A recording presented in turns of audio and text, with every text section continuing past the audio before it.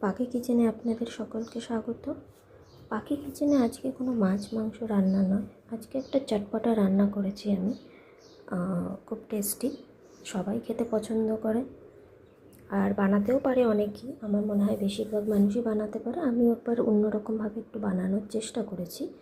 দেখেই বুঝতে পারছেন আমি আম নিয়ে চলে এসেছি, তার মানে আম দিয়েই কোনো রেসিপি হবে। তো আজকে আমি বানাবো আমের আচার, আমের মিষ্টি আচার। তো প্রথমে আমগুলোকে আমি জল দিয়ে ভালো করে ধুয়ে নিয়েছি। ধুয়ে নেওয়ার পরে একটা ভালো শুকনো কাপড় দিয়ে আমগুলোকে মুছে নেব, যাতে এর গায়ে কোনো জল না থাকে। ভালো করে মুছে নেওয়ার পরে এগুলোকে আমি ছোট ছোট এরকম টুকরো টুকরো করে আমি কেটে নিয়েছি। কেটে নিয়ে দেখুন এর মধ্যে একটু হালকা মতো একটু ময়েশ্চার ব্যাপারটা রয়ে গেছে। তো সেই জন্য আমি এটাকে কি করব, সামান্য শুধুমাত্র হলুদ মাখিয়ে এটাকে একটু শুকনো করতে দিয়ে দেবো। আমি ফ্যানের তলায় শুকিয়ে নিয়েছিলাম, আপনারা চাইলে রোদেও 10-15 মিনিট একটু রেখে দিতে পারেন, তাহলে জলটা ময়েশ্চারটা বেরিয়ে চলে যাবে। তো সেই মতোই দেখুন আমি একটা একটা করে করে শুকনো দিয়ে দিয়েছিলাম ফ্যানের তলায়। তারপর আমি একটা মশলা বানিয়ে নেব। এখানে আছে গোটা জিরে, গোটা ধনে, মেথি, শুকনো লঙ্কা, 2টো এলাচ, 2টো লবঙ্গ আর সামান্য 5 ফোড়ন। এগুলোকে আমি শুকনো কলায় ভালো করে ভেজে নেব। ভেজে নিয়ে ঠান্ডা করে আমি এগুলোকে গুঁড়ো করে নেব। আমি পরে একটা তেজপাতাও দিয়েছিলাম, তখন তেজপাতাটা ছিল না, তাই পরে এনে দিয়ে দিয়েছি। দিয়ে সবগুলোকে আমি একটু ভালো ভেজে নিয়ে যখন চচ্চর করে আওয়াজ হচ্ছে তখন নামিয়ে নিয়ে এইভাবে সুন্দর একটা পেস্ট করে নিয়েছি। দেখুন পুরো গুঁড়ো হয়নি, একটু দানা দানা ব্যাপারটা রয়েছে। আচারের মধ্যে এই দানা দানা ব্যাপারের মশলাটা দিলে তবেই আচারটা খেতে স্বাদ হয়। দেখুন একদম ময়েশ্চারগুলো চলে গেছে শুকনো করে নেওয়ার পরে, এর মধ্যে আর কোনো ময়েশ্চারের ব্যাপারটা নেই। এবার আমি কড়াইতে তেল দিয়েছি, তেল দিয়ে তার মধ্যে একটু 5 ফোড়ন আর একটা তেজপাতা আর একটা শুকনো লঙ্কা আমি দিয়ে দিয়েছি।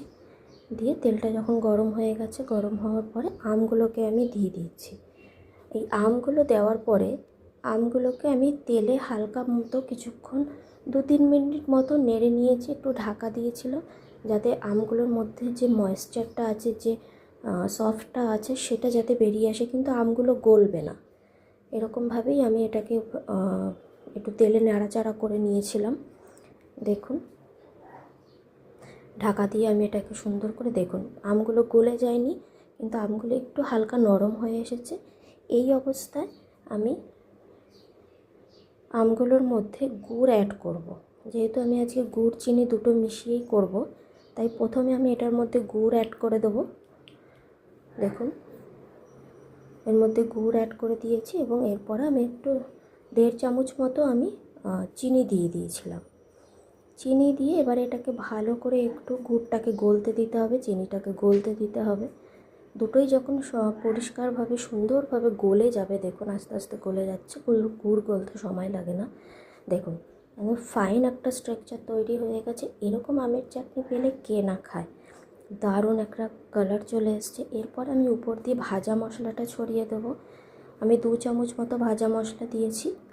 ভাজা মশলাটা দিয়ে ভালো করে একটু আমের সাথে মিশিয়ে নিয়ে আমি ফ্লেমটাকে বন্ধ করে আমি ঢাকা দিয়ে 5 মিনিট রেখে দেবো, যাতে ভাজা মশলা গুড় একসাথে মিশে আমের মধ্যে সব কিছু ভালো মতো ঢুকে যায়,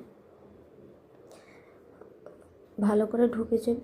দেখুন এটা হয়ে গেছে। এবার এটাকে আমি ফ্লেম বন্ধ করে ঢাকা দিয়ে দিলাম।